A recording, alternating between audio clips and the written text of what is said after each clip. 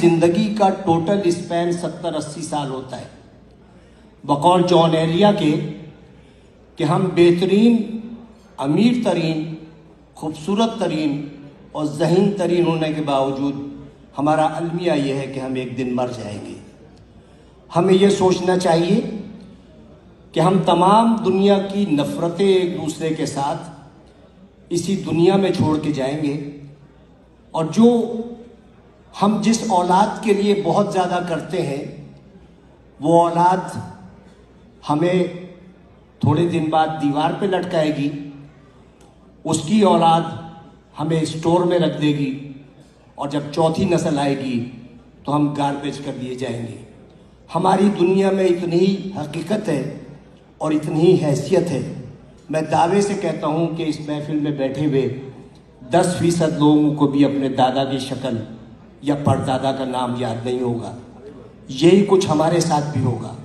ہم لاکھ دنیا میں فن خان بنے رہیں، ہم لاکھ دنیا میں یہ کہتے رہیں کہ وہ آگے کیوں بڑھ گیا، وہ پیچھے کیوں ہٹ گیا، لیکن یقین جانیے اللہ تعالیٰ نے جہاں انسان پہ اتنے احسانات کیے ہیں، وہاں ایک بہت بڑا اس کا احسان یہ ہے کہ اس نے 3 چیزیں اپنے پاس رکھی ہیں۔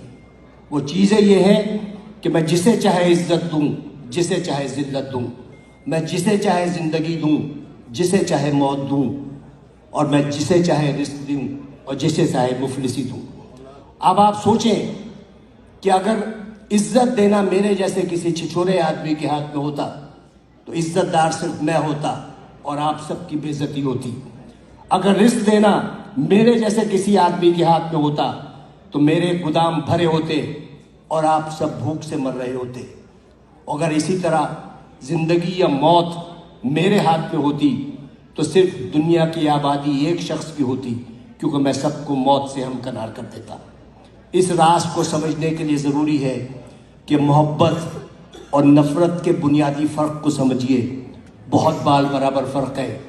محبت کے لیے کہتے ہیں کہ محبت اندھی ہوتی ہے، محبت اندھی ہوتی ہے اور نفرت اندھا کر دیتی ہے۔ محبت چونکہ پیدائشی طور پر اندھی ہوتی ہے، لہٰذا وہ جینے کا ہنر جانتی ہے، اور نفرت کے سفر میں آپ آدھے وقت بینا ہوتے ہیں اور باقی وقت نابینا ہوتے ہیں، تو انہی شاہراہوں پر جس پر آپ محبت کا ہاتھ پکڑے دیوانہ وار چلے جاتے ہیں، نفرت کی آگ میں جلنے لگتے ہیں اور اپنی ہی لگائی ہوئی آگ میں بھسم ہو جاتے ہیں۔ تو نفرت کا کوئی اسکوپ نہیں ہے۔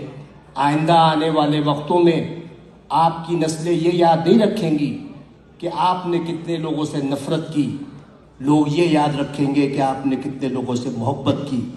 لوگ یہ نہیں یاد رکھیں گے کہ آپ نے کتنے لوگوں کا راستہ روکا، لوگ یہ یاد رکھیں گے کہ آپ نے کتنے لوگوں کا راستہ بنایا۔ لوگ یہ نہیں یاد رکھیں گے کہ آپ کتنا پڑھ گئے، لیکن لوگ یہ یاد رکھیں گے کہ آپ نے کتنے لوگوں کو پڑھوا دیا۔